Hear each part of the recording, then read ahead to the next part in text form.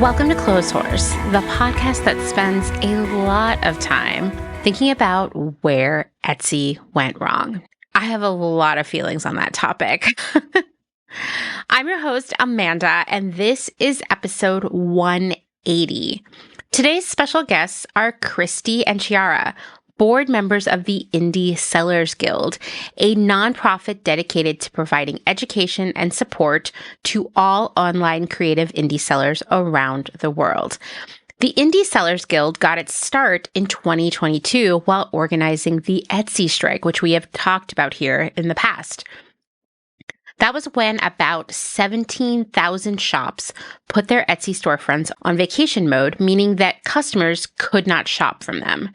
That was all a push back against some new Etsy policies and really worsening Etsy policies. Today, Kristi and Chiarra will be telling us about what led to the Etsy strike, the outcome, and what they are working on now. This is part one of our conversation, and I'll be back with part two next week. But before we jump into that, let's travel back in time for a moment. No, not very far, just to August of this year, when I asked all of you to submit audio essays about your relationship and experiences with shopping secondhand and living that secondhand first way of life. Now, September got kind of wild, mostly because, my series on the history of fast fashion turned into a much bigger project, which is the most Clotheshorse thing that could ever happen with a topic. Happens all the time, as you know. And so I didn't get a chance to share them then. So now I'm going to be sharing them over the next few episodes. And this week's audio message is from Frances. So let's take a listen.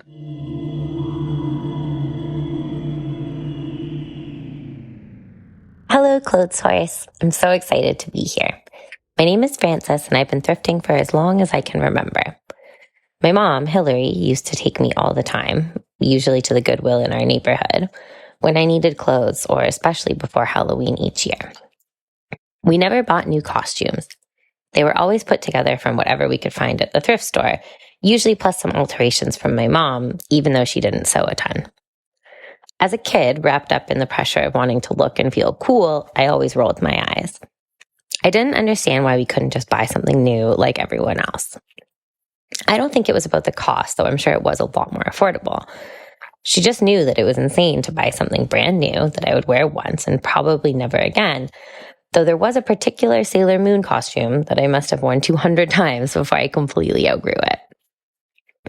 We would also find the local thrift store every time we visited a new place. I remember a cream-colored bag and a thick-knit cardigan from Colorado, both of which I wore for years. There was a white leather skirt with Maud's circle cutouts that was a gift from San Francisco that I regret letting go just because I didn't know how to style it. At the family cottage, we always went to the local secondhand store, where around age 13, I picked up a Smashing Pumpkins CD that became way too central to my personal identity. Looking back, I appreciate how thrifting was also something fun and creative that we did together at a time when my mom worked a lot. When I reflect now on my love of thrifting, it's deeply connected to her and those memories. I continued constantly thrifting through my teenage years and into adulthood. There was a perplexing pair of wool pants that surely belonged to an elderly man before me that I remember wearing constantly in my arts high school, where the only dress code was creative expression and where I made many questionable sartorial choices.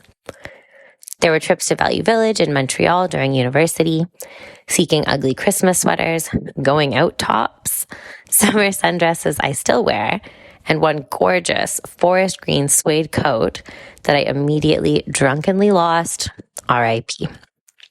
There was no turning back to the kid who wanted a brand new wardrobe. I was in it for life, enthralled with the overload of amazing, unique, one-of-a-kind treasures to be found in every city and town. I still can't resist a local thrift store, though nowadays I'm also friends with local resellers and market vendors who always offer beautiful pieces and an engaging conversation about clothes. I put a lot of my creative energy in my custom web design business, where inspiration from a lifetime of thrifting makes its way into brand color palettes and fonts.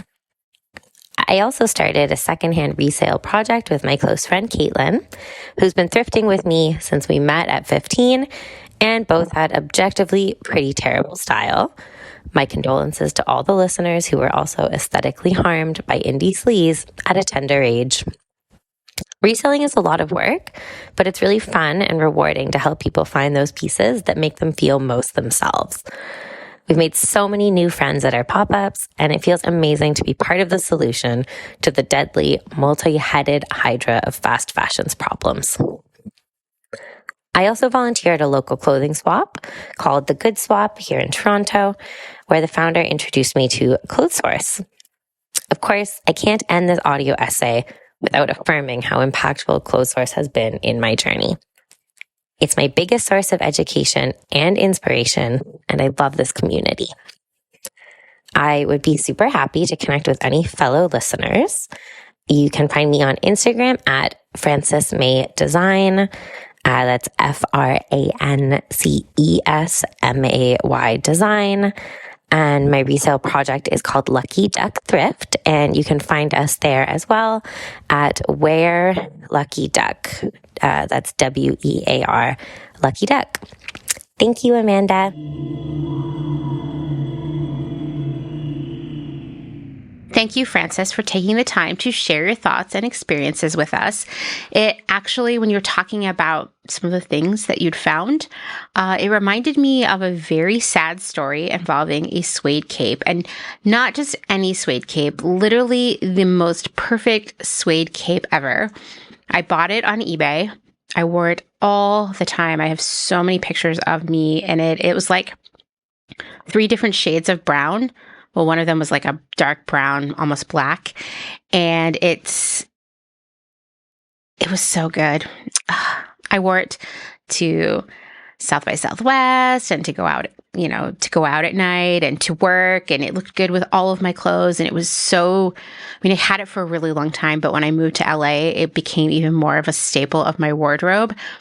And it just disappeared one day. And to this day, one, I have not been able to find a replacement, so I might need to share a photo on Instagram in case any of you see something like this out in the wild.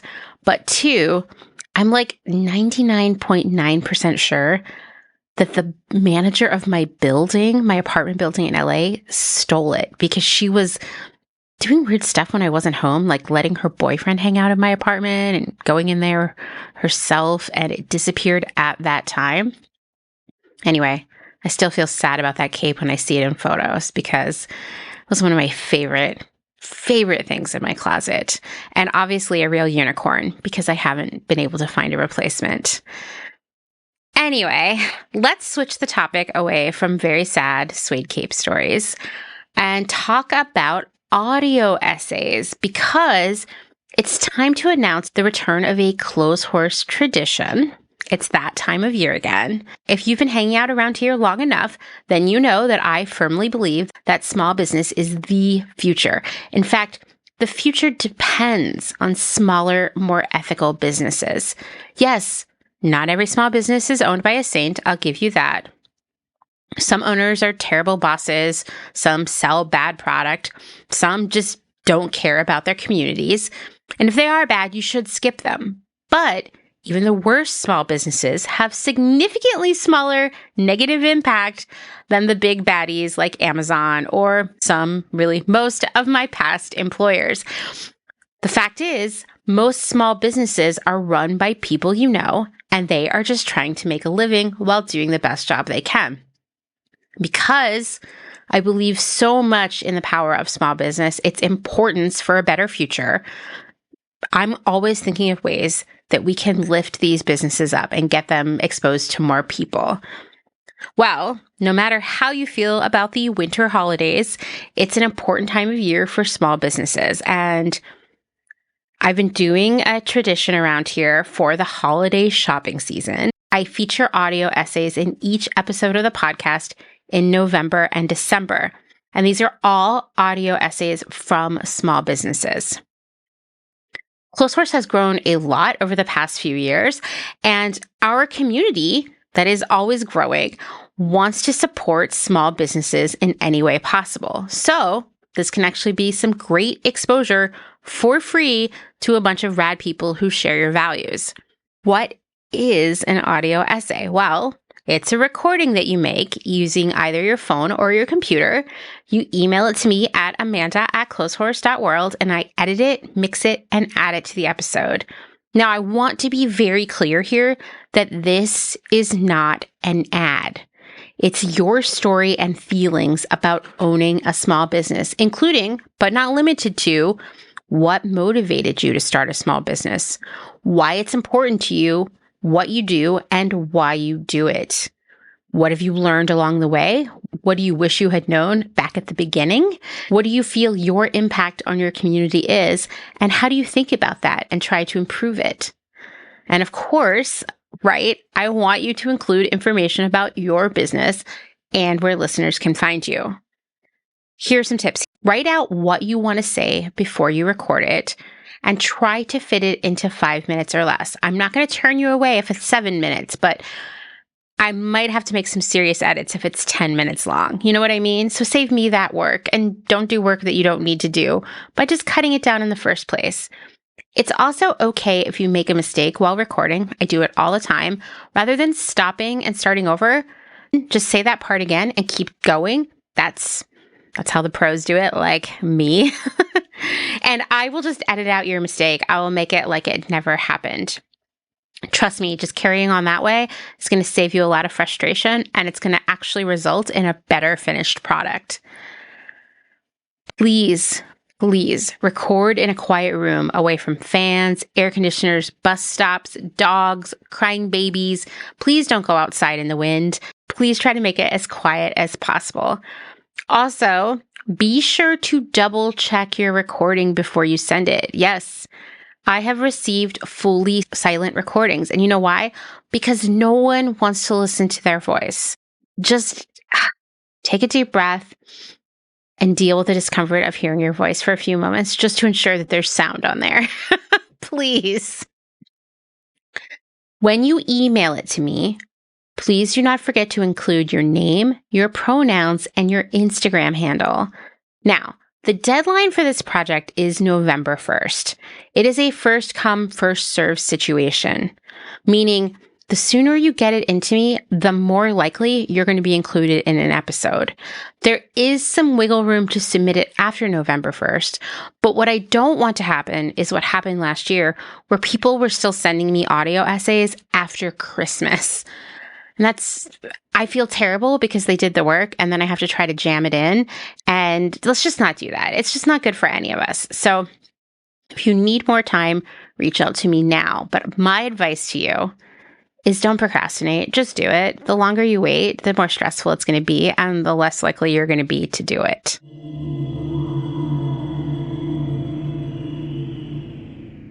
Let's take a moment to thank this week's episode sponsor, a brand that I love and feel very honored to have supporting the show. Seriously, what a pat on my back. Ose Duro is a sustainable fashion brand based in Ghana that uses handmade textile techniques to create contemporary garments. All products are hand-dyed and sewn in Ghana with small-scale artisans and manufacturers to support the local apparel industry. This is a really big deal to me because as we've all learned in our series with the Ore Foundation, fast fashion has had an extremely negative impact on the local textile industry in Ghana. So what Ose Duro is doing is really important to me. And their clothing is colorful with bold prints and it's size inclusive with many styles offered in sizes extra small to 4X. They are also conscious of waste and they're always developing more programs to tackle textile waste. Plus, they collaborate with artists, designers, and other brands to bring unique and limited edition pieces. Furthermore, this is very important to me too, this is a brand that cares for its workers, priding themselves on taking full-time pay for a 4-day work week.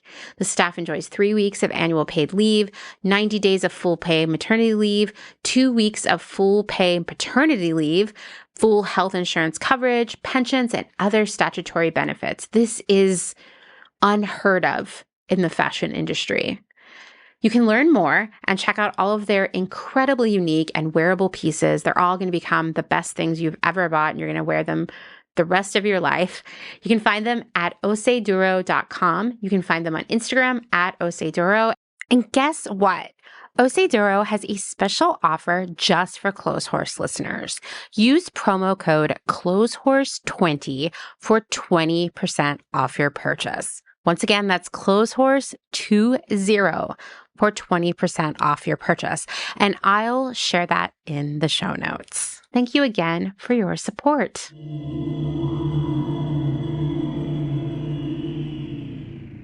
Last year, I did a 4-part series on the rise and history of Etsy called, embarrassingly enough, I thought I was clever at the time, the Etsy-sodes. I would urge you to go give those a listen if you have not yet, because there's so much detail, and I was kind of proud, I'm not going to lie. Chiarra actually references them a few times in our conversation today, which, like I said, made me feel pretty good.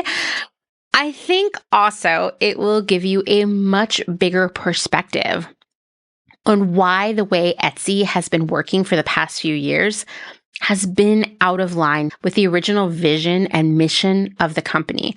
And I'm going to give you the really short Cliff Notes version of the rise of Etsy right now, but there's so much more involved, and it really also, I think it's really important to have a deeper understanding of the moment in time in which Etsy arose. So go check out those episodes. You'll also learn a lot about eBay.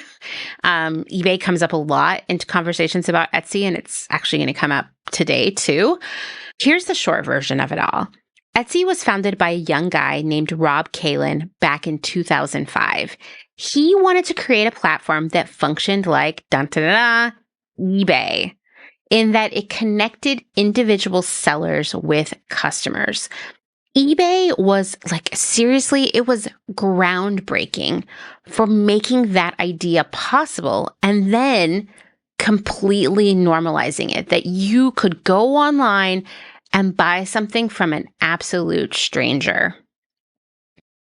In fact, without eBay, you don't have Depop, you don't have Poshmark, you don't have Mercari, and you certainly don't have Etsy. Kalin's vision for Etsy is that it would be eBay, but for handmade items.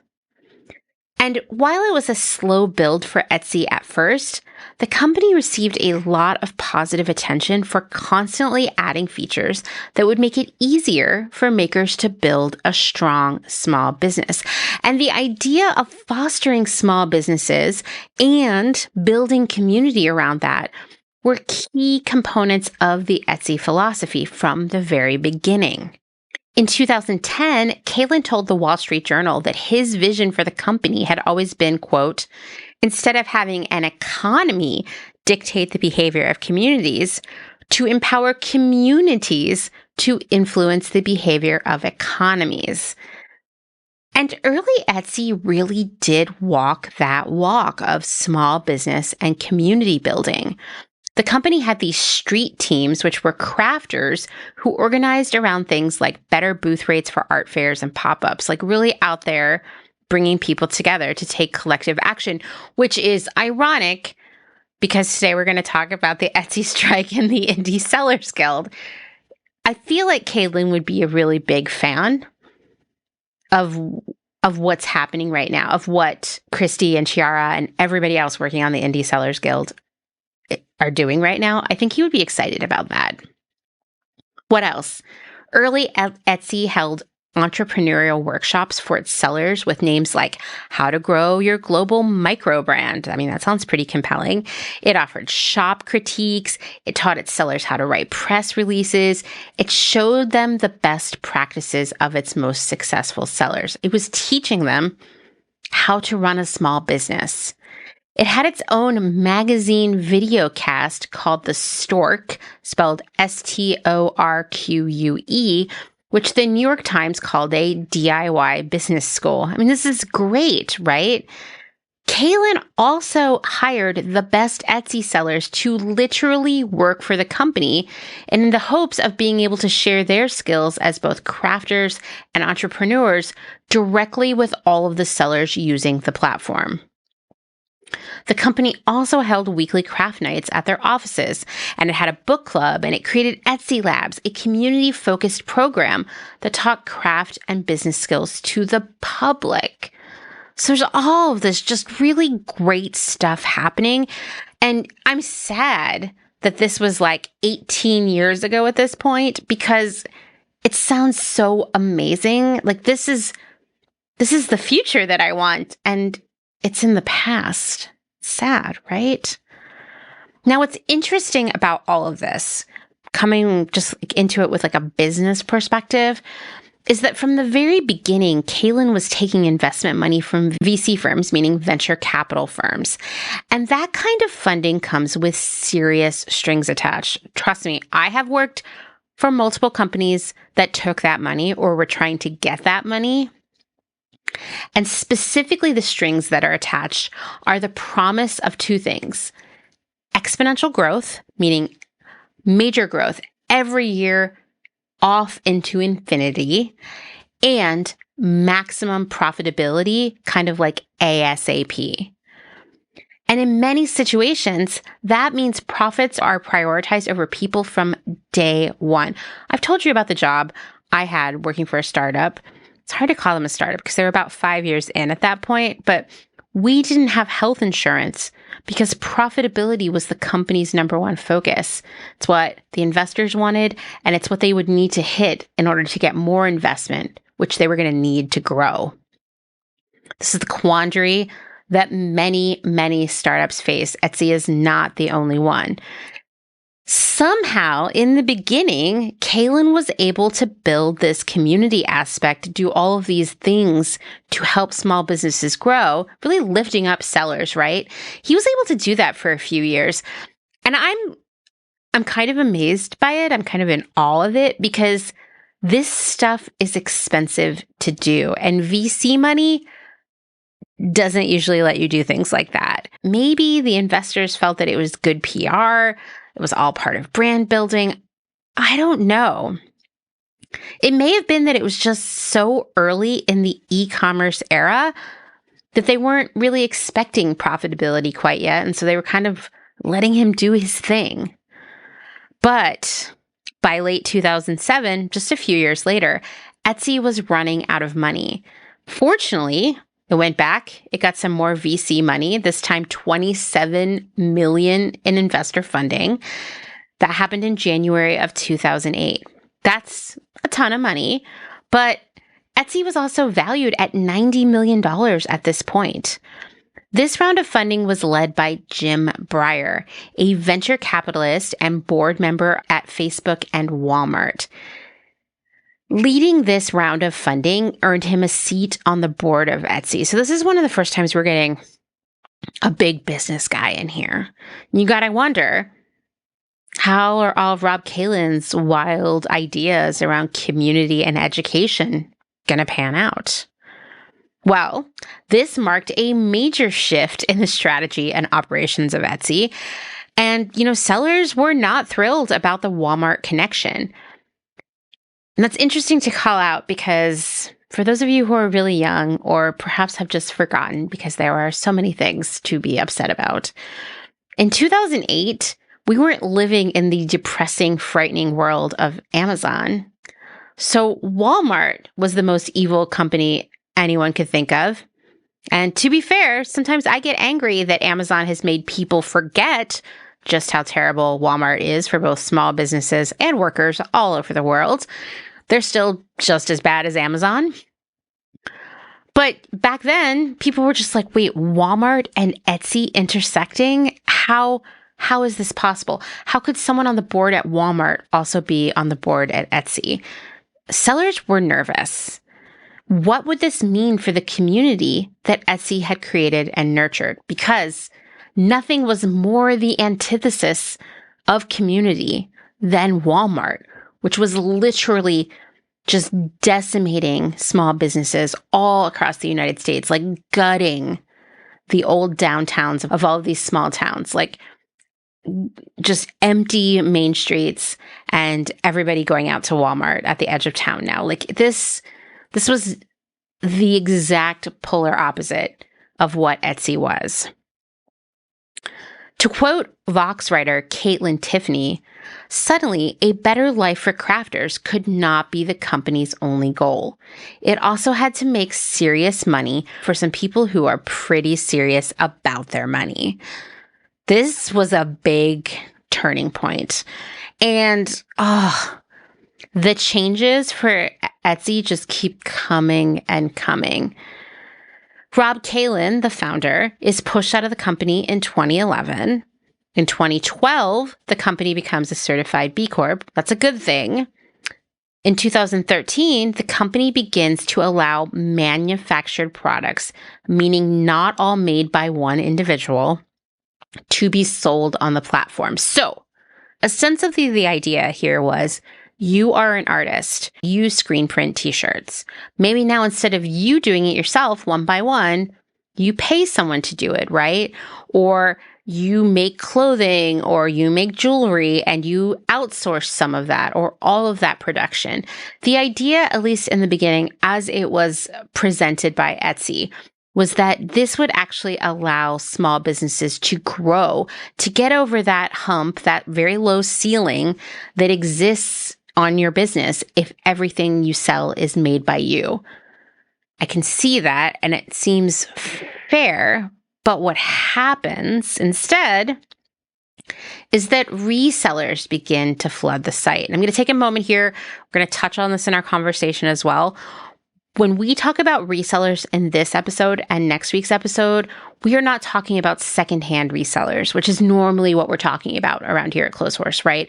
We're talking about people who are buying things wholesale and selling them on Etsy, a place that is ostensibly handmade and vintage items. Right now, of course, everything is made by a human, right? But we're talking like made by makers.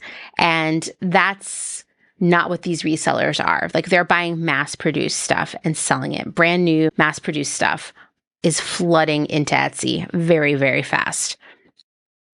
And honestly, it's not great. It's not great for anyone. A lot of long-time sellers begin to leave the platform. Why would Etsy let this happen or make this decision, I guess? Well, ultimately, it goes back to that VC money and having a very different presence on the board and at the top of the company. Etsy had to allow the inclusion of manufactured products because they had hit a ceiling in terms of sellers and potential customers and, frankly, sales. Investors wanted a return on their investment, which means they want exponential growth and they want maximum profitability. And there weren't more people that Etsy could bring in who were makers, right? And makers could only make so much product to sell to so many customers, which meant that sales were not going to increase the way leadership wanted. Interestingly enough, investors would get a huge payday just a few years later in 2015 when Etsy becomes a publicly traded company. In their press release, they say, Etsy's strength as a business and community comes from its uniqueness in the world, and we intend to preserve it. We don't believe that people and profit are mutually exclusive. We believe that Etsy can be a model for other public companies by operating a values-driven and human-centered business while benefiting people. Financial success is important for the company because that is what allows us to reinvest in our platform and grow our business sustainably, just like the businesses who have a home on Etsy. When our sellers succeed, our business succeeds, which leads to value for our shareholders. This is the nice story. This is a story that I wanted to believe then. I still kind of want to believe it now, even though I know better, which is this idea that business can be viable and successful while also ethical, right? And I do believe this. I do not believe that Etsy was ever going to achieve that while also saying that it had to keep growing, that push for growth year over year over year. My very strong feeling is that if you own a small business and it's an ethical business, right, you will grow. You will grow continuously for quite a while. But there is a ceiling that you hit that is good, because to surpass that ceiling, you have to lose your values, right? You have to start making compromises that over time snowball until a few years later, you are so far from where you began, and a lot of your integrity has been lost along the way in the name of growing that business. Etsy is a prime example of that phenomenon playing out, but it's not the only business out there who I've watched fall into the same trap, essentially. Now, going public puts even more pressure, because now you've got shareholders. You don't even have just a few investors now that you need to make happy. You have shareholders, and there are a lot of them, right? They want, and it's always this, right? Constant growth year over year over year over year over year for the rest of time, along with, of course, that maximum profitability. At the same time, it's interesting that they went public in 2015 because they were having a lot of issues.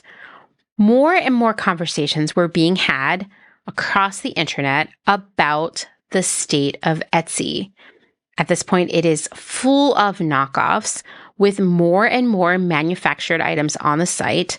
And therefore, because there's so much of this mass-produced stuff on the site, there's very little transparency about the supply chain. There were lots of conversations happening about products being made with child labor and just like general human exploitation. This is back in 2015. Well, about a month after going public, Etsy stock prices tank because it's revealed that as many as 2 million items for sale on Etsy, that's about 5% of all the goods on the site, could be counterfeit or violate trademark laws. This is a big legal issue. It's also a massive customer service issue, because if you think you're buying one thing and you get it and it's a copy, a knockoff, you're never going to come back, right? If customers don't come back, then Etsy doesn't show that growth year over year over year, right? If Etsy faces lawsuits, they lose money that affects that maximum profitability that they've promised. So yeah, this is bad. Furthermore, the rampant reselling and theft of intellectual property on Etsy, like literally makers having their stuff copied and sold on Etsy alongside them, it causes a surge of Etsy sellers to leave. They head off to create their own websites. They go on Shopify, big cartel. They move to eBay. They sell IRL. All kinds of stuff happens. This leads to a bunch of corporate drama and intrigue. You have to go listen to the Etsy-sodes for the full story, but I'll just say there's a massive shakeup in terms of leadership. New leadership continues to kind of not fix the reseller issue while also not delivering on other promises that they had been making to sellers for years, like better search functionality, seller support. Because here's the thing, which we'll talk about in our conversation today, Etsy gets it wrong and has for a really long time. To them, their customer are the people who come and buy things on the site. But really, their real customer, as in where their actual revenue comes from, are not those people. It's the sellers. Without the sellers, there's no revenue. And they actually get their revenue directly out of the sellers' pockets in the form of fees, right? So if there's anyone who should be getting customer service, it should be the sellers. But Etsy is not doing that. And so sellers are getting frustrated. It's harder and harder to get help from Etsy. Then in 2017, this is totally a push to make the company profitable. About 20% of the staff was laid off. And so Etsy employees circulated a petition asking Etsy to, quote, stand for more than just profits, saying, we believe these changes represent a move away from Etsy's mission and values, and we're feeling uncertain about what the future holds for us as Etsy employees and for Etsy's community of creative entrepreneurs. Also in 2017, Etsy loses its B Corp certification. They're kind of like, whatever, it just wasn't working for us. CEO Josh Silverman says that Etsy, quote, had the best of intentions, but wasn't great at tying that sales to impact. Being good doesn't cut the mustard. Wow. Talk about a massive shift away from where Etsy began, right? So much stuff happens next. There's a fee increase. There are advertising fees. There's pressure to offer free shipping to sort of match Amazon. In fact, Amazon starts its own space like Etsy for people to sell. The service that sellers receive continues to decline. People's accounts get yanked and frozen, and no one knows why, and there's no one to talk to. We're going to talk about all of that and so much more today. But once again, I urge you to go listen to the Etsy-sodes for so many more details. Seriously, there's just so much more to this saga. And actually, the more you know about where Etsy began and where it is now, the more heartbreaking it all becomes. In fact, in our conversation that you're going to hear today, my conversation with Kristi and Chiarra, one thing that really struck me, and I hope I'm not ruining this episode for you, is how Etsy has chosen to completely ignore the Indie Sellers Guild and their collective action they've been taking together. They refuse to really acknowledge it, to have conversations. Like there was no sit-down meeting. And I can't help but think like that wouldn't fly in the early vision and reality of what Etsy once was. It's really, really heartbreaking. And yeah, just another sad story of late stage capitalism, right?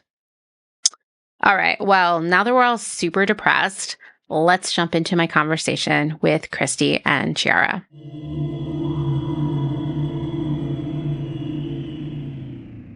All right. Well, I'm really excited to have both of you here today. So why don't you introduce yourselves to everyone? My name is Kristi Cassidy. I'm president of the Indie Sellers Guild, and I've been a seller on Etsy since 2006. Same year I started my business. I make Gothic Victorian steampunk costumes. Ooh, I like that.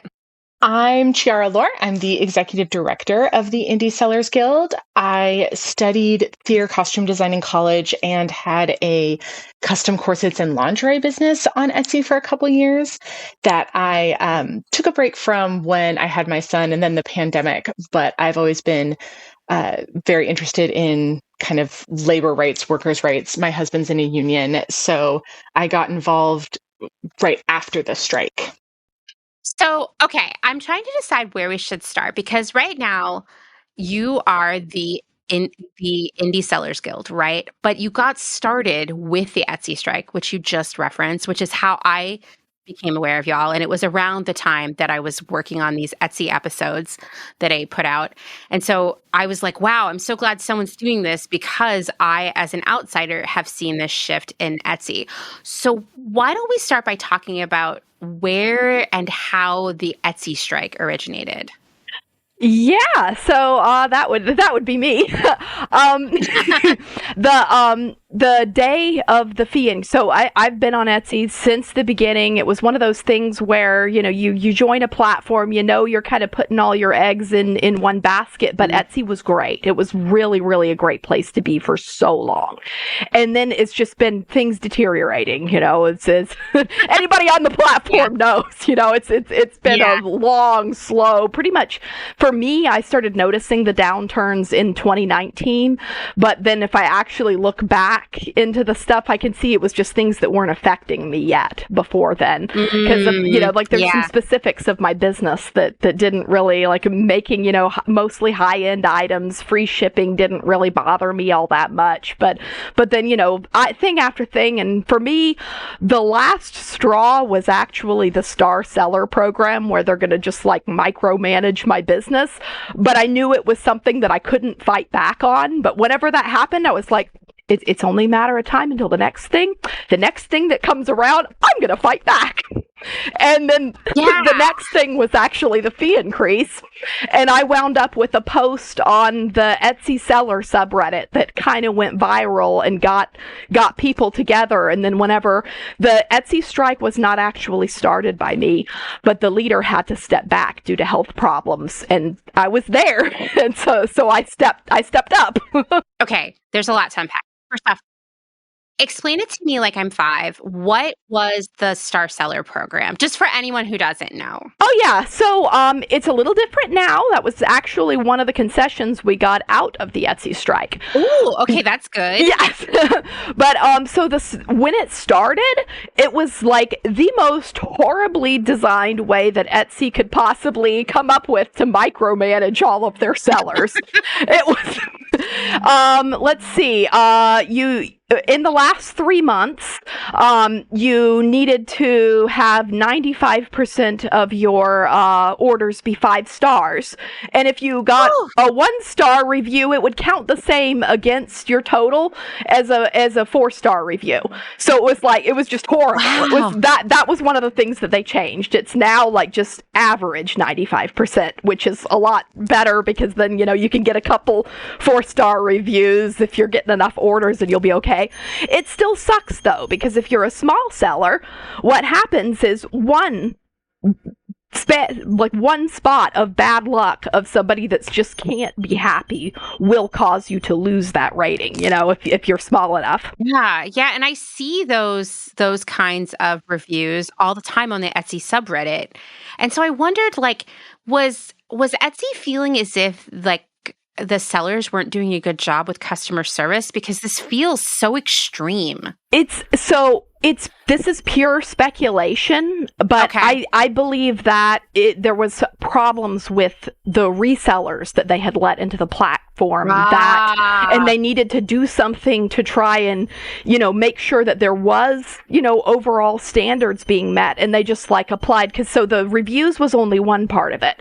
There's 3 metrics. It's reviews, respond to all your messages within 24 hours or each message from a customer. It's like if they message you back, it doesn't count, then you'd wind up with never-ending message threads. So yeah, there's actually 3 metrics that it's based on. It's not just reviews. The second metric is you need to respond to every message from a new customer within 24 hours. The issue we had with that is that it would even count on holidays and weekends. So you just could never take any time off. So I have a question. So if you were on vacation or you were sick or God knows what crisis had come up in your life, you still were expected to respond to these messages? The only way that you could get around it was in the beginning was by going in there and manually setting I'm going to be away. You needed to remember to do that every single Friday. That was how it was in the beginning. Yes. Now they've got it to where you can set, it's still not great because they seem to, you can't set the timing to where it covers all of the time. They forget that the last 30 minutes of the day exists. If you go in there and play with it, you'll see that it doesn't actually work, but it does let you set auto replies for certain time periods. Now you can set one that is always there on the weekend. But yeah, that was another one of the concessions from the Etsy strike was they changed that to where you could set an auto reply on the weekend that was automatic. Wow. This is wild. And what was the third metric for the STAR system? Yeah, so the third metric was shipping all of your orders on time. Now, and it's so 95% actually, not all, but it winds up being all whenever you're a small seller. That's why I think of it that way. But the thing with that is, if you've got stuff that's in stock, that's really easy. If you're just selling stuff that you've already made, or, stuff that you've ordered from somewhere else, if you're not really supposed to be on Etsy. Right. Yes. Interesting. So I'm starting to see where this is really coming from. Yes. Yeah. And that was, for me, that was because it's like, that's what I do. I have this absolutely crazy labor-intensive business where, if I get a whole bunch of orders all at once, I'm going to have to email a bunch of people and be like, are you okay with this late? I can refund your order if you can't have it late, But it was like suddenly I wasn't able to do this anymore. I wasn't able to actually run my business the way how I need to run my business with the fact that I'm one person hand making all this stuff. Yeah. It's wild. So another thing and this might be jumping, a little further ahead in the story, but another thing about why did they put this Star Seller program in place? And Kristi knows the details of this more, but there's something kind of in this process you've talked about where platforms start off great for especially the sellers using them, the original customers, the seller customers, like you talked about. And then slowly, the pressure from that venture capital money slowly get worse and worse. They develop what Cory Doctorow calls anti-competition flywheels. Is that right, Kristi? Yes. Yep. Anti-competitive flywheel. Anti-competitive flywheels. And it's basically policies that they put in place that make them more attractive to buyers that a smaller competitor would not be able to do. So a smaller marketplace trying to compete can't ask all their sellers to meet those kind of metrics, but it makes buyers find Etsy more attractive, more trustworthy. Oh, if I shop Star Seller, I'm kind of guaranteed better, customer service, more likely to, get what I want, etc. And where it ties back into what's going on right now is that being a Star Seller is one of the reasons your account won't be put in a reserve on Etsy. But if you lose it, you can get put in a reserve immediately. It feels so unfair. I mean, obviously that's what we're getting at here, right? It feels really unfair specifically to makers, I would say, but just micro single person businesses in whole, because suddenly you have to be available all the time. And if you're a maker, you have to execute on timelines that might not be reasonable. So I'm assuming that this is where the strike originated. Yes. And with the fee increase also, there was the email that they sent out. It was just kind of it was worded in the worst way possible. Let me put it that way. Not surprised, which when you think about it, think about how many people got to work on that email. It could have been great. Yeah.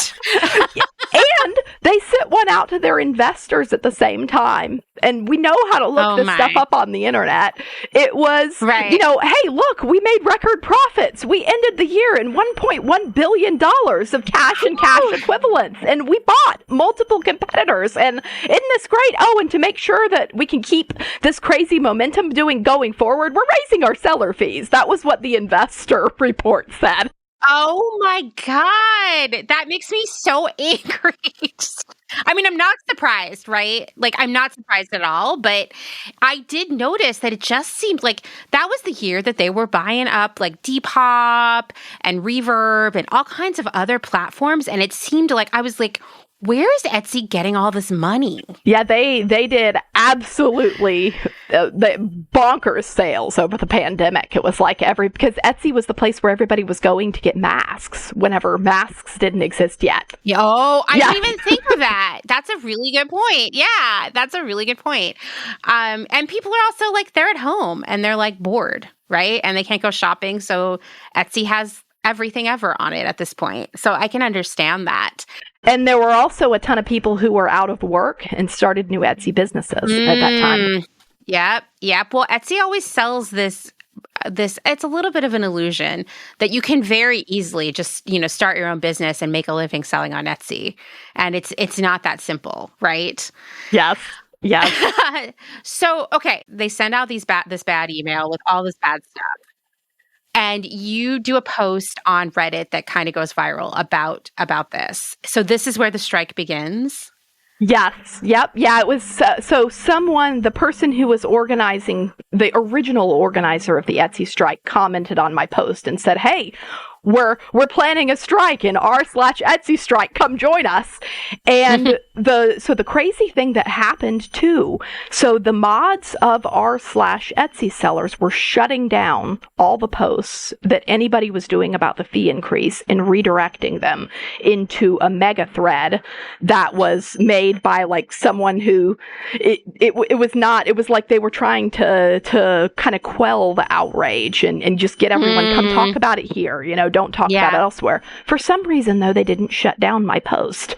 And I think it was because mostly I was talking about just how much all the ways that the platform had degraded over the years. And just like that the fee increase was the final straw.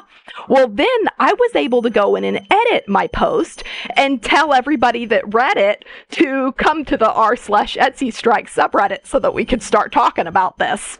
And because my post didn't get shut down, it worked really well to actually get people in that subreddit who were interested in organizing. I mean, I feel like I've read your post. Like, it sounds so familiar to me, and that's how I knew about the Etsy strike subreddit.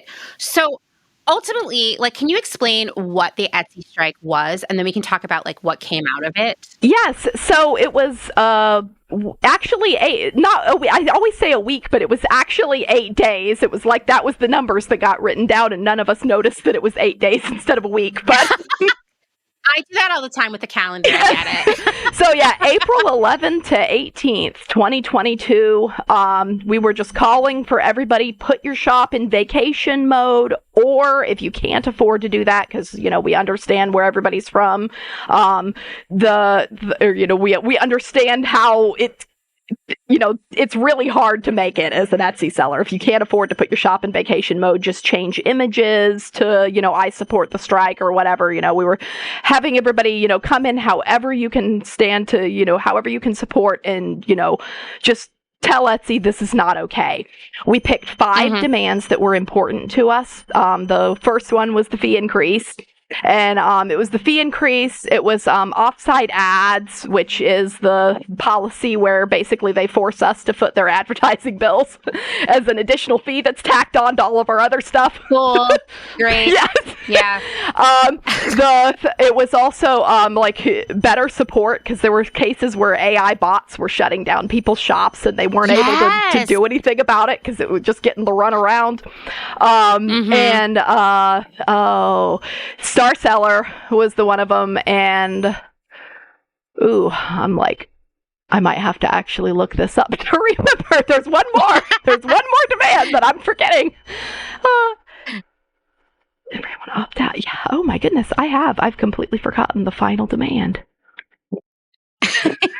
So there was fee increase, resellers, support, Star Seller, and offsite ads. Resellers! I forgot the most important one. Okay. And I just like to jump in here. When we talk about resellers here, we're not talking about people selling secondhand stuff like vintage stuff. Oh no. Right. Oh no. So resellers is actually a word that Etsy coined. That's why we wind up always using that. Etsy does not allow resellers on their platform, which is people buying things that are made in a factory, pretending like they handmade them themselves. But and selling them. They definitely do that. Yes.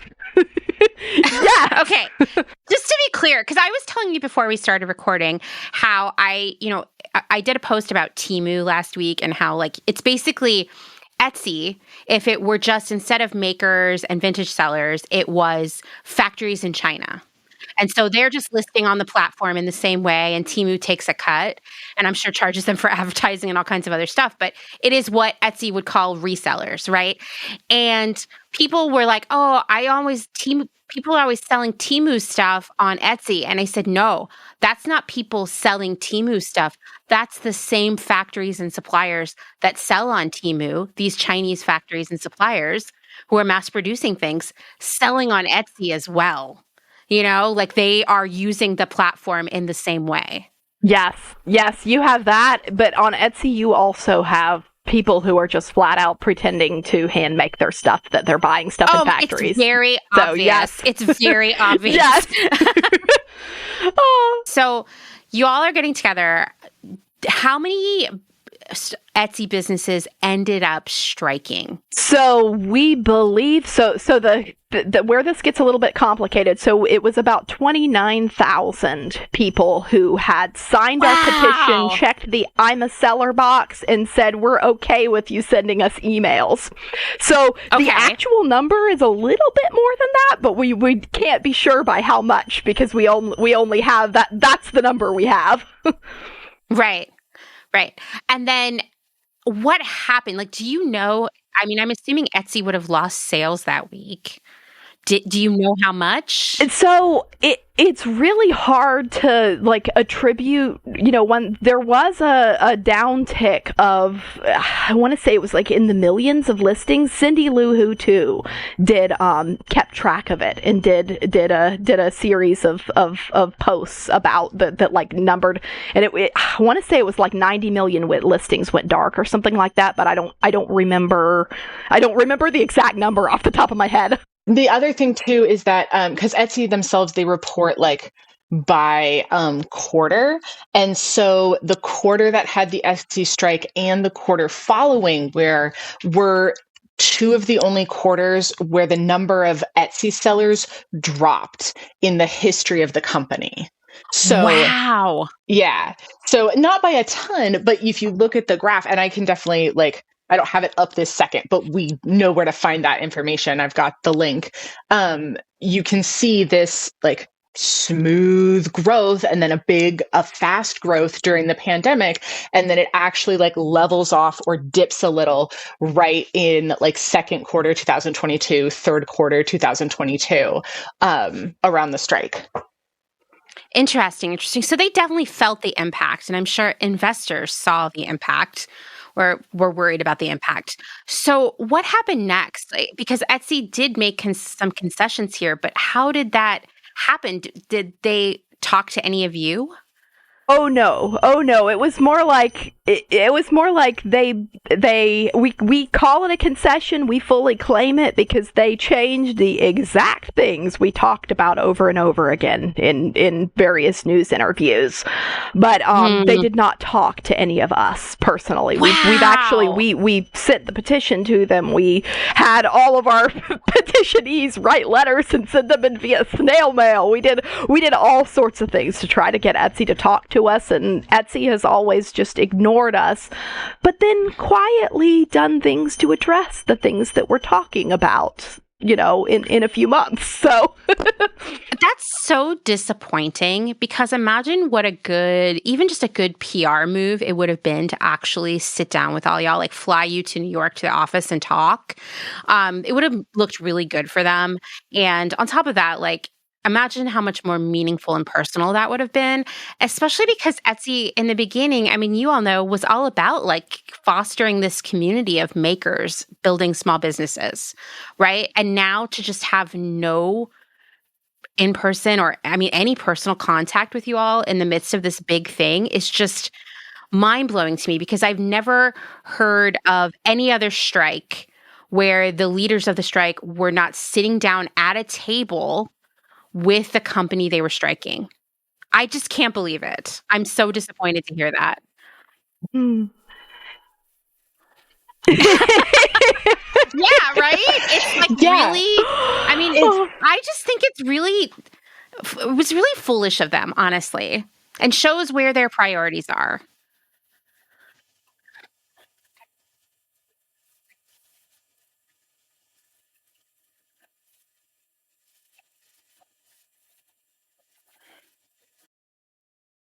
Are you talking about the blades of grass quote? That was a Wall Street Journal interview, and I have the quote memorized because I've quoted it so many times. This was on April 12th, the second day of the strike, in a Wall Street Journal interview. Josh Silverman said, that's the CEO of Etsy, "Each of our sellers is a blade of grass in a tornado. There's someone you haven't heard of." So they just don't care.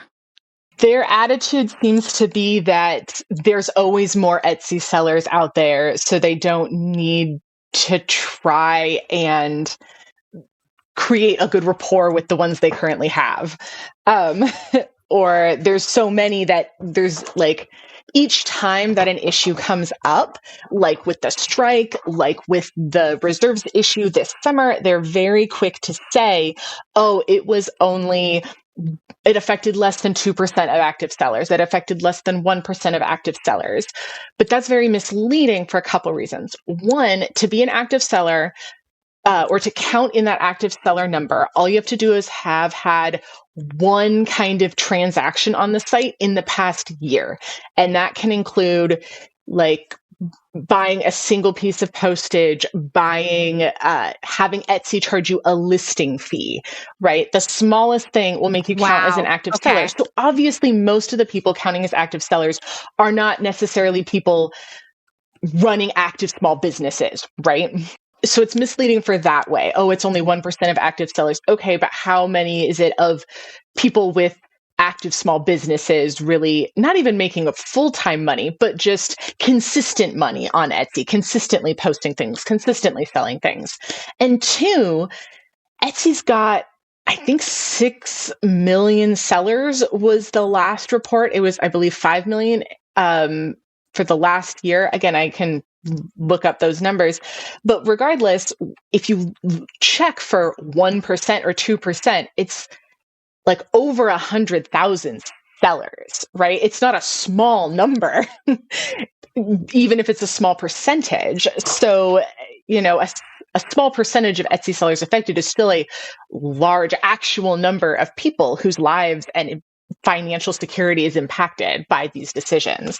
The kind of conclusion I came to after working on that Etsy series as an outsider is that Etsy has it fundamentally wrong in terms of how they view their sellers versus the people who come in and buy stuff. They're really focused on getting customers in to spend their money, right? But what they don't, and they look at the sellers as like a commodity, right? Like that's why they're like, this is how many active sellers we have. Like it's a bragging point, but they're looking at the sellers almost as the product and then the customers buying from the sellers as the customers. But what they're not realizing is that the sellers themselves are the customers, right? And if they support them, then they will make more money as those businesses can grow and support more shoppers. Right. And I think in the beginning, Etsy really did focus on the sellers, right? And understand what a precious resource they were and try to treat them as like important customers and support them. But over time, they were like, no, it's about getting shoppers in here, right? Like that's where we're going to focus and we're going to put in place these policies to ensure that these shoppers are never unhappy, that these shoppers who we're luring in, who are more like Amazon shoppers, are having a similar experience to when they shop on Amazon.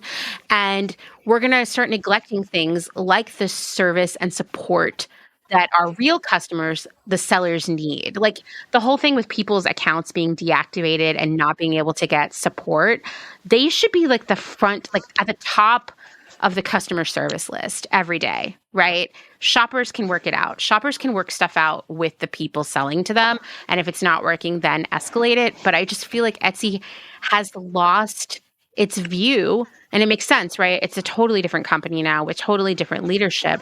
It's lost its view of who's important here, what the precious resource really is. Yeah, I agree. And I think, like you pointed out, there's kind of two ways you could go for growth with this kind of a platform. You can either prioritize the sellers having more sales and higher price point sales because they take a percentage, right? So either way, number of sales or higher price point, or you can focus on more sellers and more items available. And they clearly went that second direction to the, kind of detriment of most sellers on the platform. Absolutely. And I think that is probably one of the reasons the founder, Rob Kalin, was eventually pushed out, because he definitely had a different mindset about this. And then bringing in CEOs who are from like big like retailers and whatnot and big brands, like they are coming in with that, like, our goal is to sell as much stuff as possible mindset, and it's just going to change what the business is and the values of it. I think there's been a huge shift in the values of Etsy. Well, and the other thing I found fascinating listening to your podcast, because right after the strike, so I saw the news about the strike and I wasn't they had a Discord server at that point. I didn't get involved in there, but I saw it and was like, that's great. I'm going to sign the petition. My shop was already on vacation mode, so I just left it. And then after, I was like, I'm participating. Not really. And then I saw a news article that Kristi did an interview for where she said, we're trying to build a union for Etsy sellers. And like I said, my husband's he's in the IBEW. He does a lot for the political action committee for his local. So we talk about labor politics a lot for fun because we're those people. And so I saw Etsy Sellers Union and was like, that is the combo of my two things. I am interested. And immediately like hit up Kristi on like every place I could find her contact information, asking how I could help. I think I sent her an Etsy message and a Facebook message and an email. And so she's like, oh, here's our Discord, join. And at first I was just kind of, hanging out, participating in conversation, but then I joined the thread for talking about how to like make it into a union, and just kind of like kept showing up and asking lots of questions and like having suggestions and being like, oh, I'll do that. And eventually they're like, do you want to just be in the core team meeting because you keep having lots of ideas and being able to do a lot of the things. So like, just come join us. That's awesome. Yeah. It was very cool to start from like, oh, I'm just here to support it, to like get all the way into like, oh, I'm helping, really decide how this is going to go. But two of the things we heard constantly in the beginning were what you said of like, oh, Etsy's lost its way. It used to be so much better. And two, why don't we start our own Etsy? Let's just all get together and start our own Etsy. And what I found so interesting about your history of Etsy is that if you really dig into it, like the history of Etsy shows why like neither of those questions is really like complete, I guess, because like, oh, Etsy was so great in the beginning. Well, it was certainly had different values. It was much more seller focused, like you said, but they never had good customer service, like you talked about. And they weren't turning a profit, which if your goal is to start a for-profit company is a problem, right? So then you have, which doesn't mean you can't create something similar to the original Etsy and have it be successful. It means you need a different metric of success. And there's some other very interesting, there's some other great companies out there working on like more co-op style marketplaces and things like that, which goes into that second question of, well, let's just all get together and start our own Etsy. And everyone's always asking us like, why aren't you starting your own Etsy? Well, because to get Etsy going took tens of millions of dollars of venture capital. Right. And we're working for free with like the lowest budget you can imagine right now. So that's why we're not just starting our own Etsy. And that's why that's not necessarily like the question to ask. You can start your own marketplace and that's great. And there's pros and cons to that. But starting an actual Etsy competitor is like a way bigger thing than people seem to realize on first look. Oh, yeah, totally.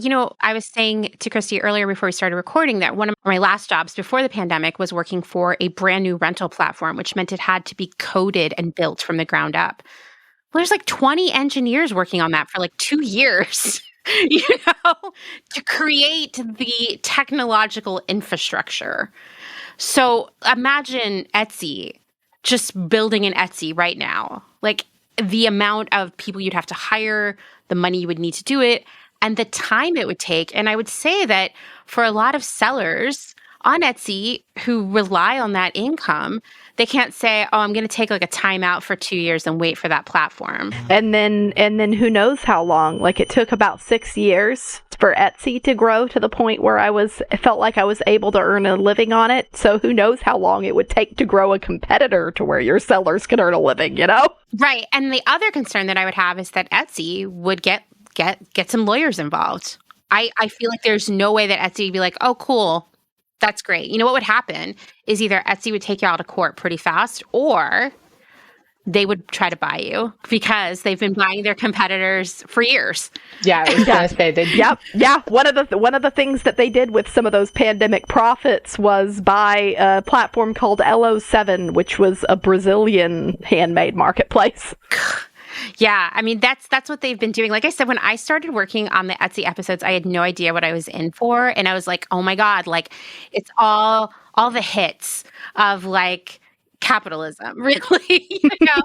And I was telling you before we started that Etsy and its evolution or de-evolution, depending on how you look at it, is not dissimilar to the way fast fashion has changed the way clothes are sold to us, or even how startups that began around that time of Etsy, like ModCloth, for example, how they changed over time and succeeded and or failed, right? Because you needed a lot of money to sell on the internet and grow, right? And so when you bring in that VC money, the expectation is that you're going to grow exponentially every single year, and you're going to become profitable as fast as possible. And I see that Etsy hit a wall on those promises and was like, okay, now we're going to let all these other people in to sell here too. Yeah, and it's like they could start by like the first change would have been like, if you go all the way back to the beginning, we're talking probably 2012, whenever they decided to let people use production partners. And that was probably the only change that they could really make that would let a whole bunch of new people come in that wouldn't be completely anti, because people using a designer using a production partner is still, I believe, within the spirit of Etsy. I know not everyone agrees with me on that, but sometimes, it's not practical to hand make everything from scratch. Right. So, by yourself. Yeah. Yes. Yeah.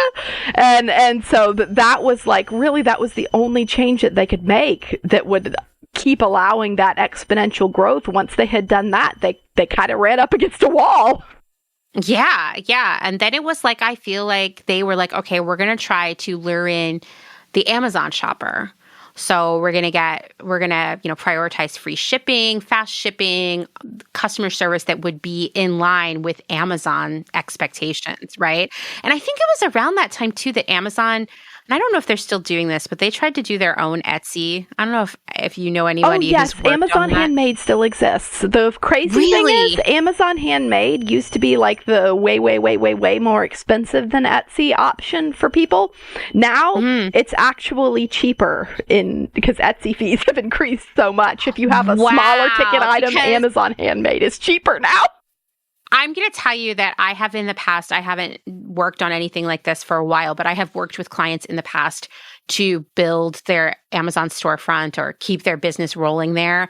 And the fees are just like egregious. Like, I don't know how, there are so many brands that literally only sell on Amazon. They're like weird brands, but like they only sell there. And I'm like, how do they make any money? They must just have to sell like 100,000 units every year or something, because most sellers on the Amazon platform make very little money off of each item they sell. So if Etsy is more expensive than that, that is just so depressing to me. Well, now clarification, Amazon Handmade is cheaper than Amazon regular. Okay. With regular Amazon, there's like a bunch of fees for regular Amazon that they waive for handmade sellers, which honestly, that could be temporary because I don't think they've been that successful at stealing enough of Etsy's market cap to up the fees yet.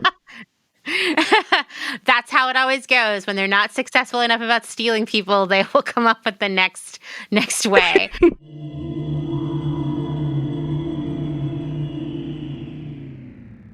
Let's take a moment to thank some of the incredible small businesses who keep Clotheshorse going via their generous Patreon support.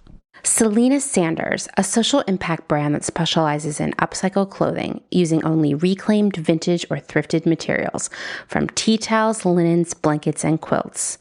Sustainably crafted in Los Angeles, each piece is designed to last in one's closet for generations to come. Maximum style, minimal carbon footprint. Shift Clothing out of beautiful Astoria, Oregon, with a focus on natural fibers, simple hardworking designs, and putting fat people first. Discover more at shiftwheeler.com. Late to the party, creating one-of-a-kind statement clothing from vintage, salvaged, and thrifted textiles. They hope to tap into the dreamy memories we all hold. Floral curtains, a childhood dress, the wallpaper in your best friend's rec room, all while creating modern, sustainable garments that you'll love wearing and have for years to come. Late to the Party is passionate about celebrating and preserving textiles, the memories they hold, and the stories they have yet to tell. Check them out on Instagram at Late to the Party People. Vino Vintage, based just outside of LA. We love the hunt of shopping secondhand because you never know what you might find. Catch us at flea markets around Southern California by following us on Instagram at vino.vintage so you don't miss our next event. Gabriela Antonas is a visual artist, an upcycler, and a fashion designer. But Gabriela Antonas is also a feminist micro-business with radical ideals.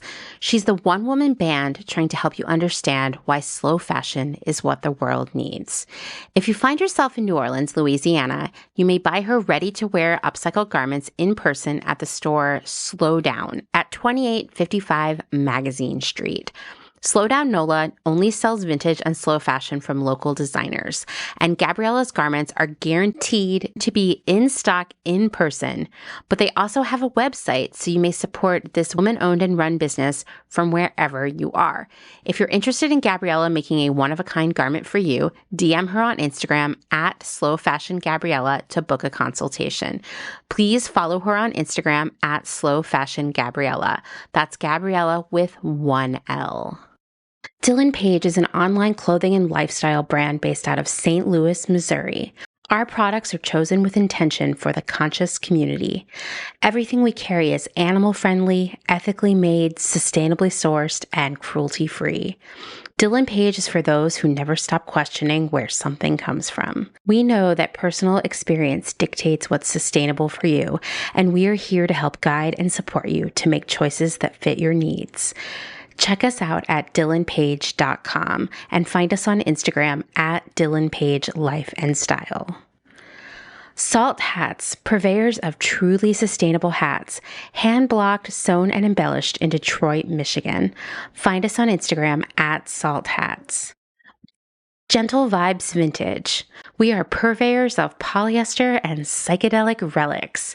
We encourage experimentation and play not only in your wardrobe, but in your home too. We have thousands of killer vintage pieces ready for their next adventure. See them all on Instagram at Gentle Vibes Vintage. Thumbprint is Detroit's only fair trade marketplace, located in the historic Eastern Market. Our small business specializes in products handmade by empowered women in South Africa, making a living wage, creating things they love like hand-painted candles and ceramics. We also carry a curated assortment of sustainable and natural locally made goods. Thumbprint is a great gift destination for both the special people in your life and for yourself. Browse our online store at thumbprintdetroit.com and find us on Instagram at thumbprintdetroit. High Energy Vintage is a fun and funky vintage shop located in Somerville, Massachusetts, just a few minutes away from downtown Boston. They offer a highly curated selection of bright and colorful clothing and accessories from the 1940s to the 1990s for people of all genders. Husband and wife duo Wiley and Jessamy handpick each piece for quality and style, with a focus on pieces that transcend trends and will find a home in your closet for many years to come.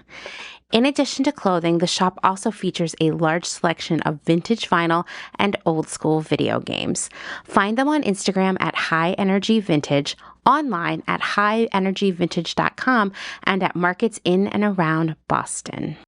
Vagabond Vintage DTLV is a vintage clothing, accessories, and decor reselling business based in downtown Las Vegas, Nevada.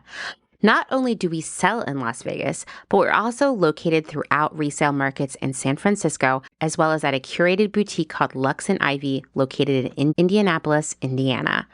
Jessica, the founder and owner of Vagabond Vintage DTLV, recently opened the first IRL location located in the Arts District of downtown Las Vegas on August 5th. The shop has a strong emphasis on 60s and 70s garments, single-stitch tees, and dreamy loungewear. Follow them on Instagram at Vagabond Vintage DTLV and keep an eye out for their website coming fall of 2022.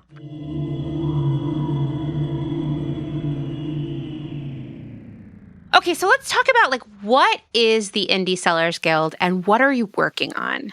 So, honestly, we've been we have been making it up as we go, but more in the sense of figuring out with the goal of it being like a union, being a labor organization for sellers of handmade, vintage, unique, and craft supply goods.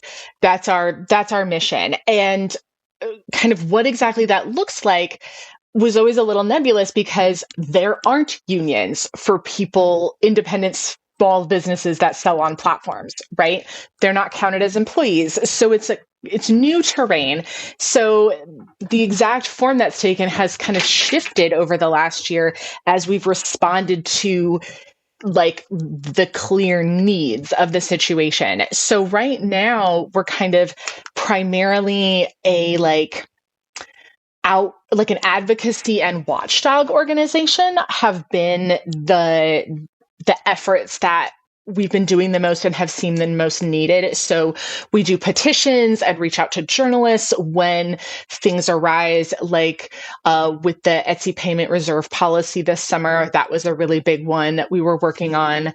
Then we also have some research and a research project going to find out what handmade and vintage and craft goods sellers really need from an online marketplace to sell their products and run their business, because it hasn't actually really been researched from the perspective of the sellers or even the buyers. It's mostly researched from either an economist perspective or the business executive's perspective, the company itself, but not the people using it. So, right? Why would we ask the people who are actually here?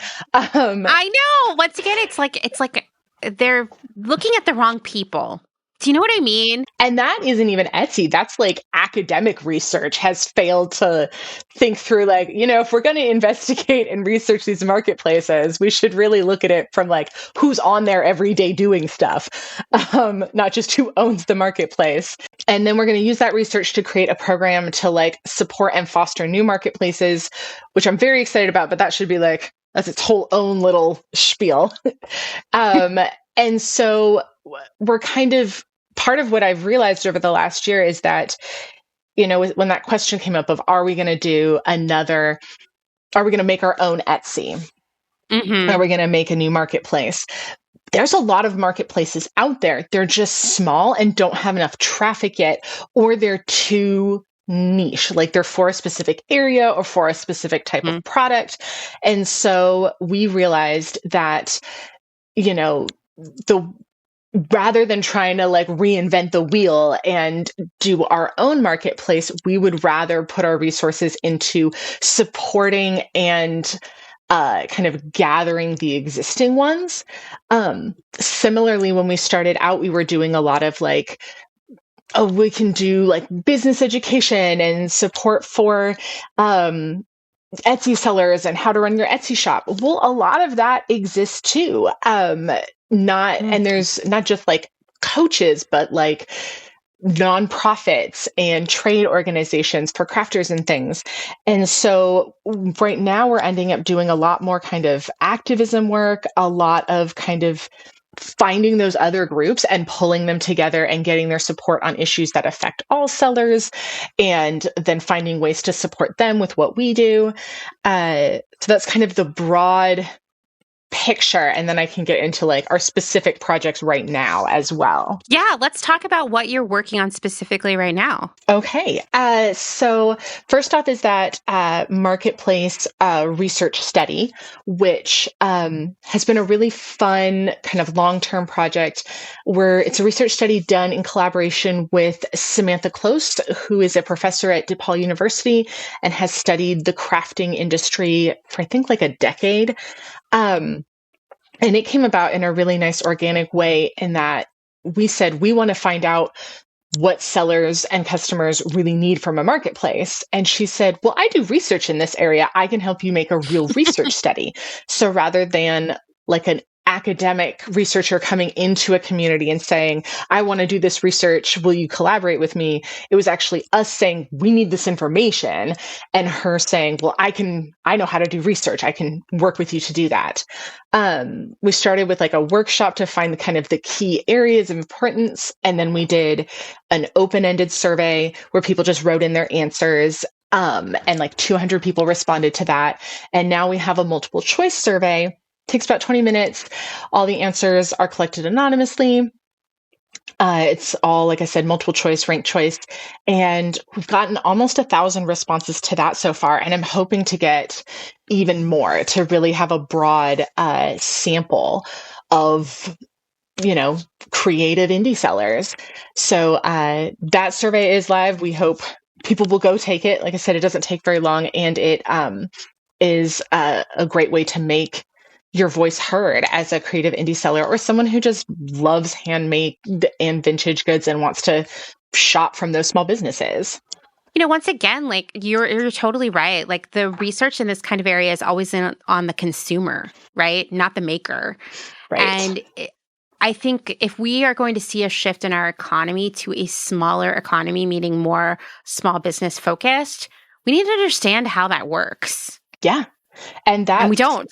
Right. Because no one's asked them. And so that's where we're, so the research is actually the first step in kind of our big, grand, long-term goal, which is to create a marketplace accreditation program. And we'll probably expand it to also include like nonprofits for sellers or trade organizations. But the idea would be that, there's no way for us to like the way a union would have a contract with an employer. There's no real way for us to do that and negotiate that in a traditional way. But what we can do is use this research to set a standard for like the terms of service that would be like a gold standard terms of service. Like this is what sellers would really love to see from a platform. This is what they consider to be a good platform that treats their sellers well. And then we can go to platforms and essentially just kind of compare what they offer and how they treat their sellers against what this gold standard that comes from this research on what sellers say they want.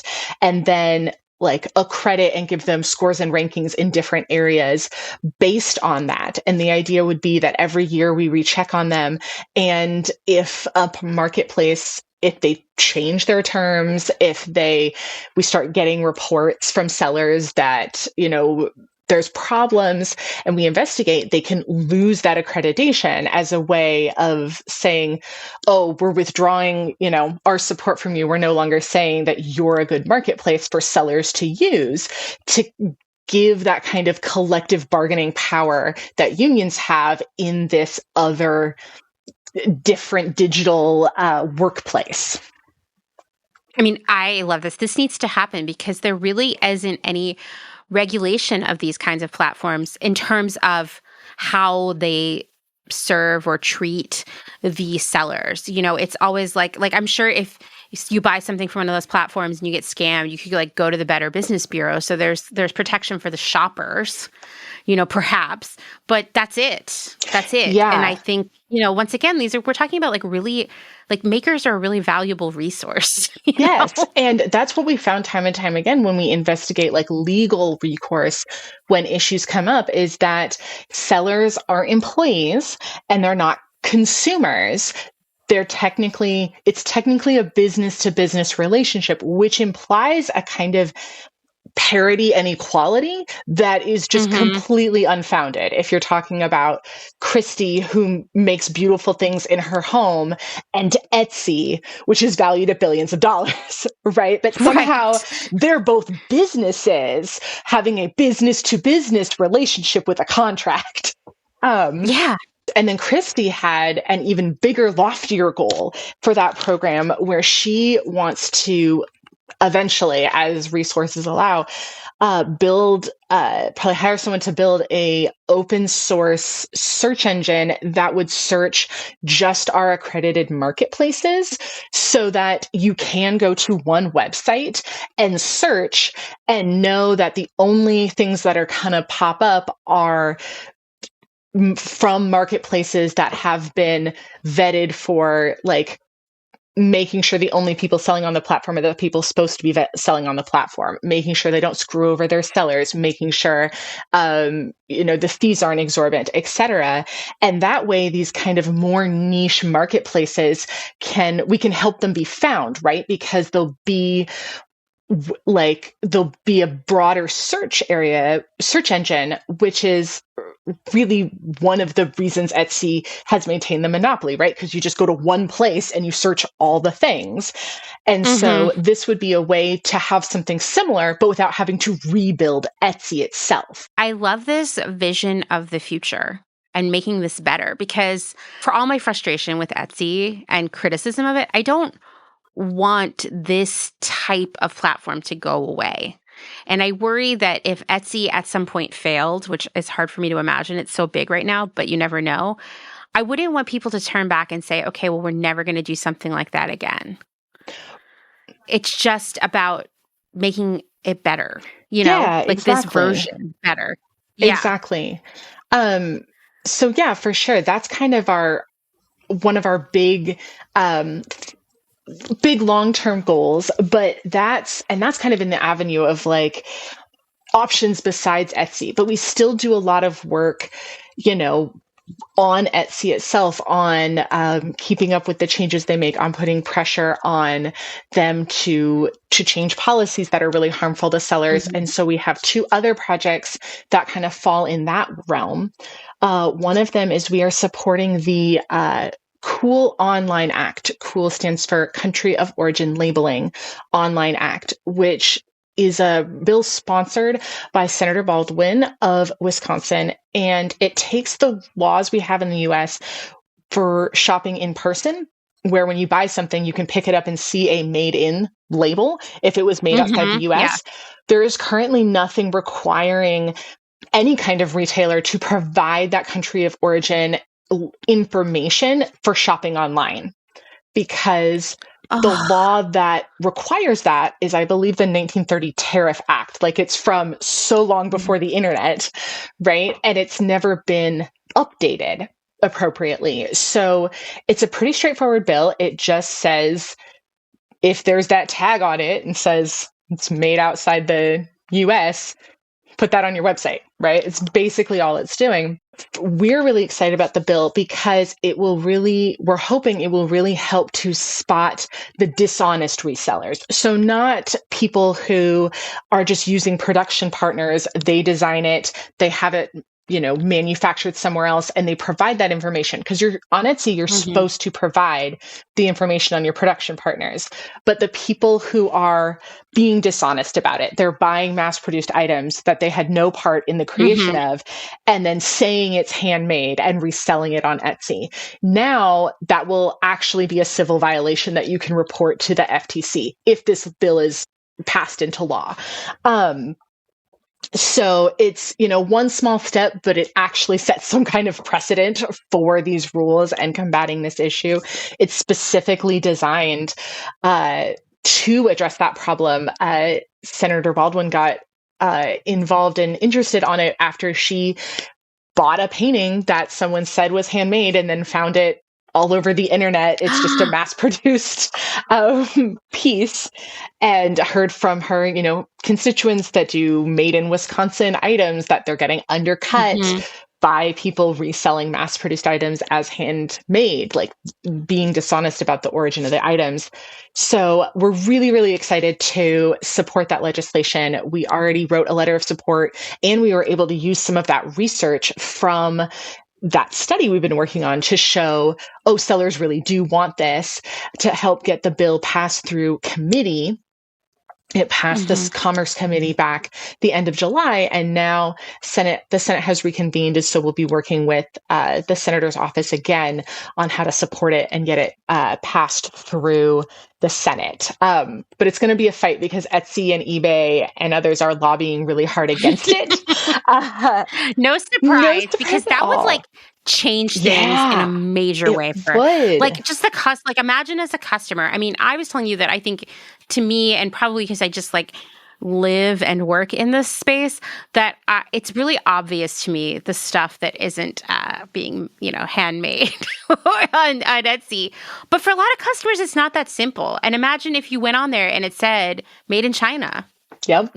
How wild would that be? Yeah, if it actually said, or at the very least, if you went on there and it said made in the US and you bought it and it said like right on the bottom of the product, made into it, it says, made wherever, you'd have, more options. There'd have to be some method for like getting a refund when you can file a complaint. Like there would be something to do to some standard, right?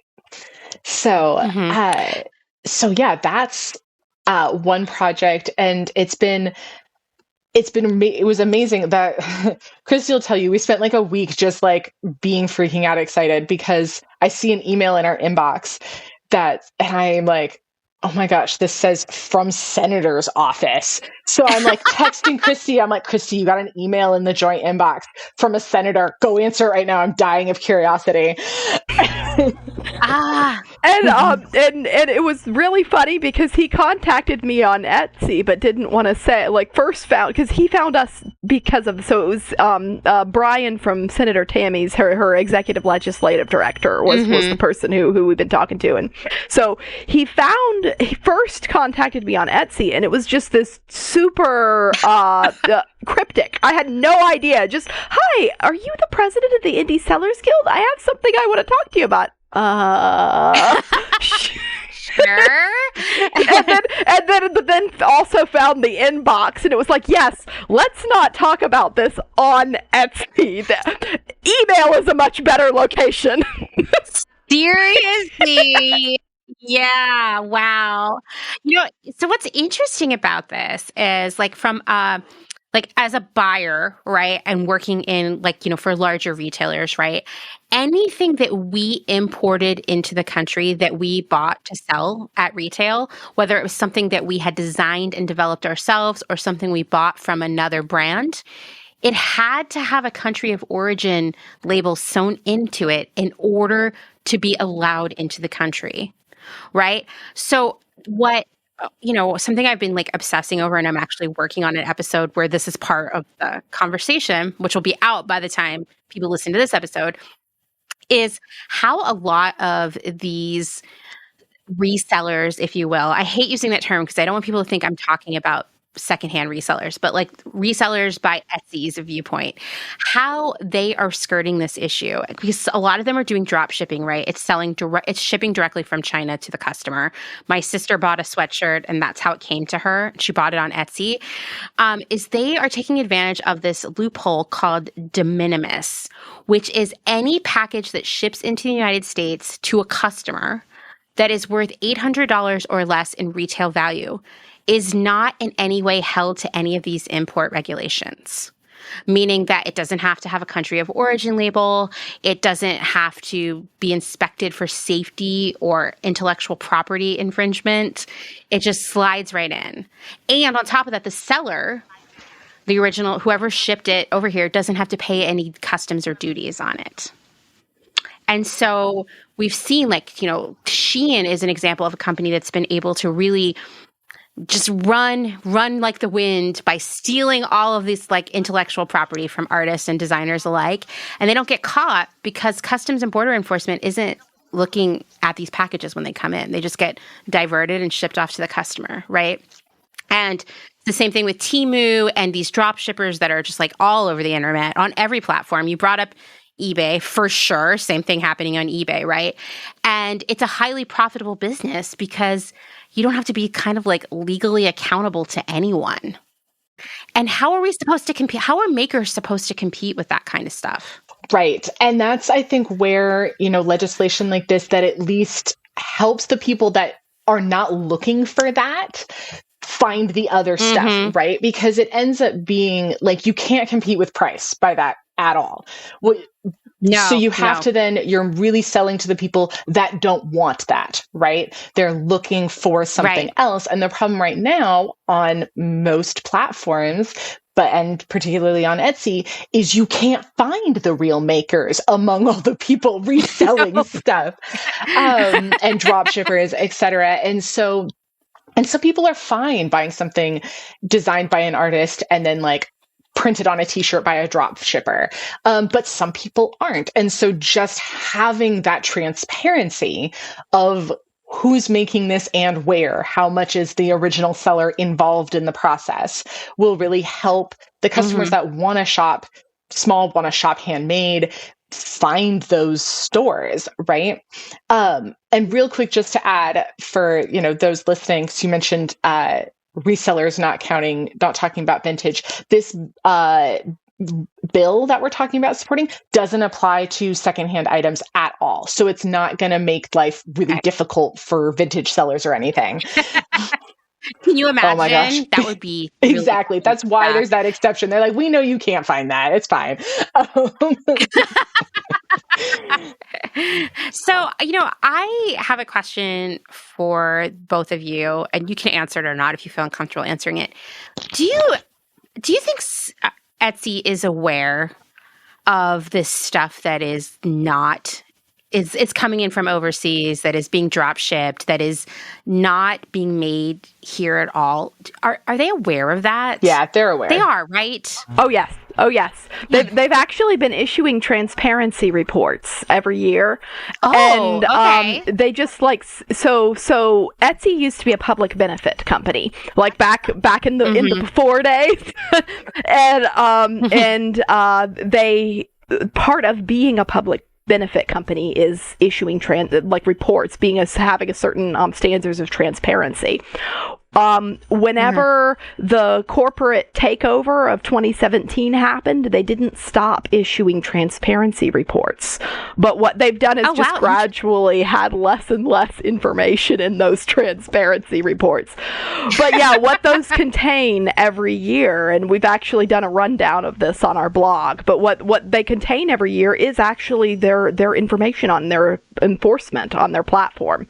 And in the before times, you can see there were, all these reports of, hey, this is violating your handmade policy, and there were shops being taken down as a result of those. And then they it was like, it went from 70% or something like that, and they were actually being reviewed by human employees, and then you just see that completely drop off the face of the earth, where they're suddenly not actually taking hardly any shops down, and no humans are involved anymore. So yeah. Right. Yeah. That's our future, our dystopian future, I think, when it comes to that kind of stuff. The amount of weird AI conversations I've had recently in customer service situations is uncanny. It's kind of weird, right? You're like, I'm pretty sure this isn't a real person, but I almost think they are. Yeah, it's that weird, it was almost easier when it was just clearly an auto reply where it's like, which category does your problem fall in? Click, and then it go through. Now it's pretending to be a person, but you're like, people don't talk like that. Oh.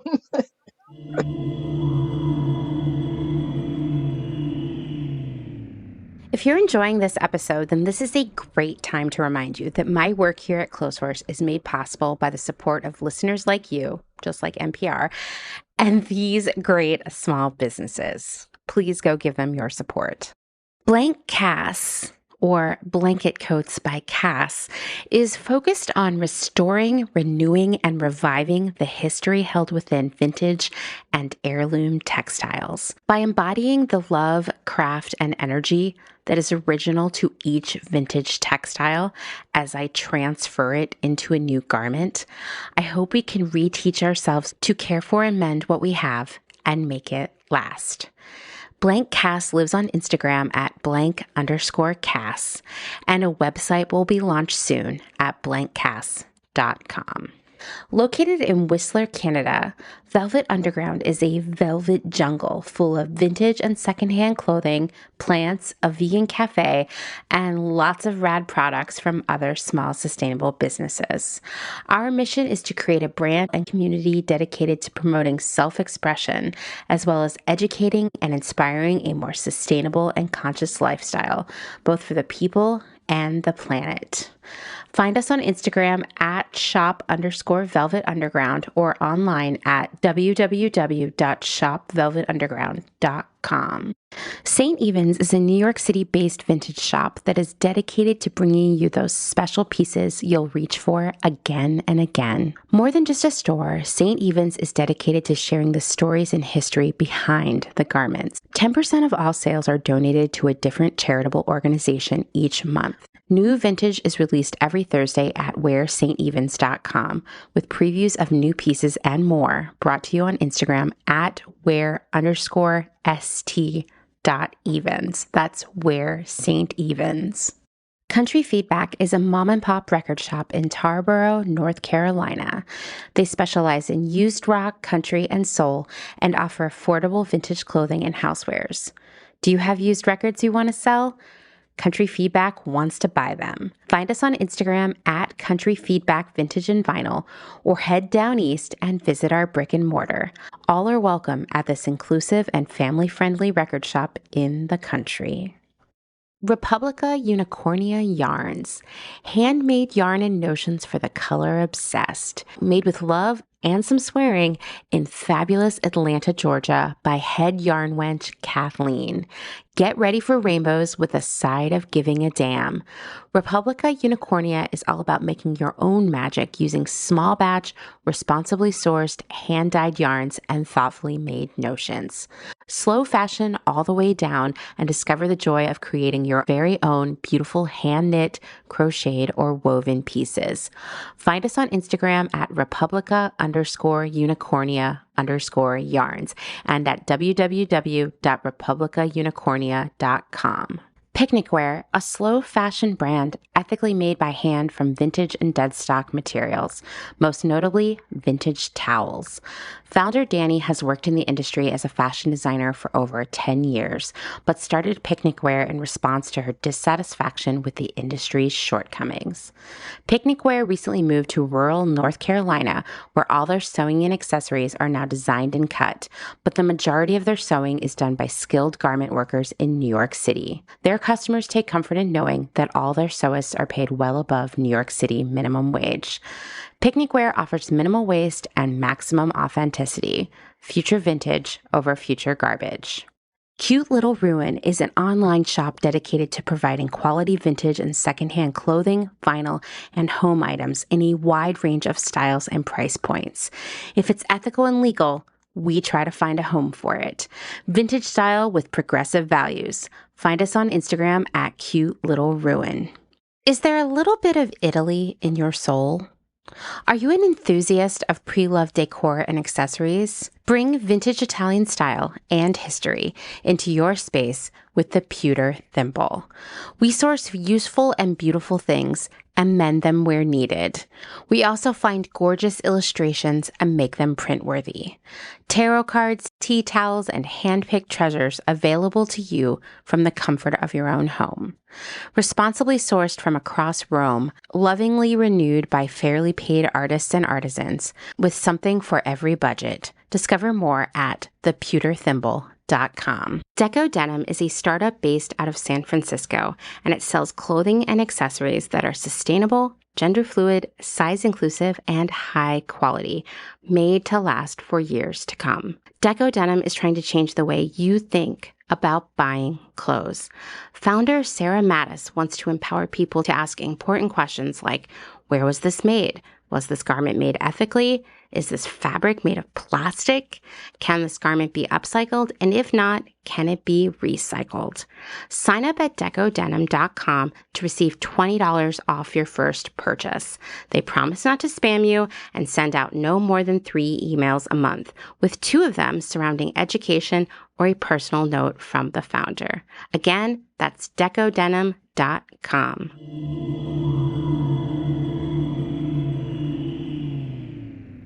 Wow. Thank you to Kristi and Chiarra for spending some time with me. It was such a blast. And they will be back next week to share more of the stuff the Indie Sellers Guild is doing, including something really important that involves how some sellers are being paid. And spoiler, it's really unfair.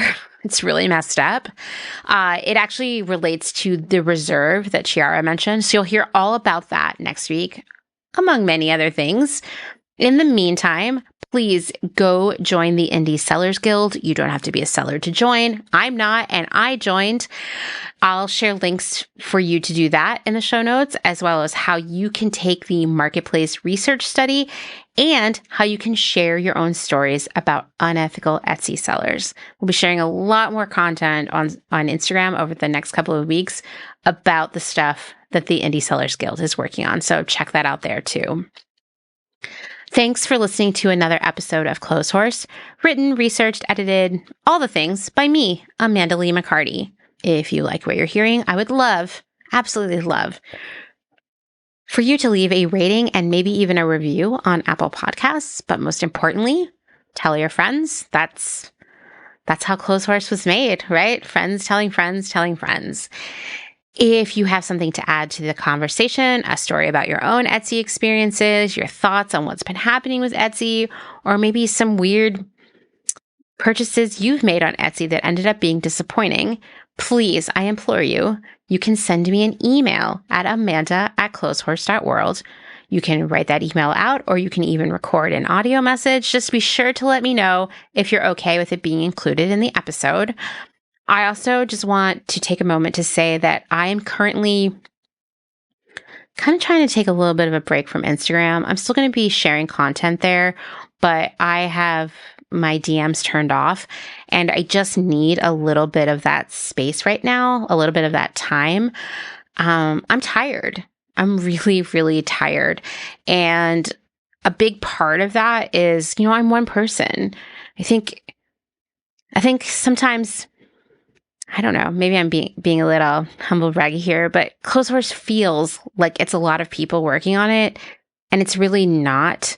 And because it is unfortunately not a financially rewarding project, it means I also have to work, right?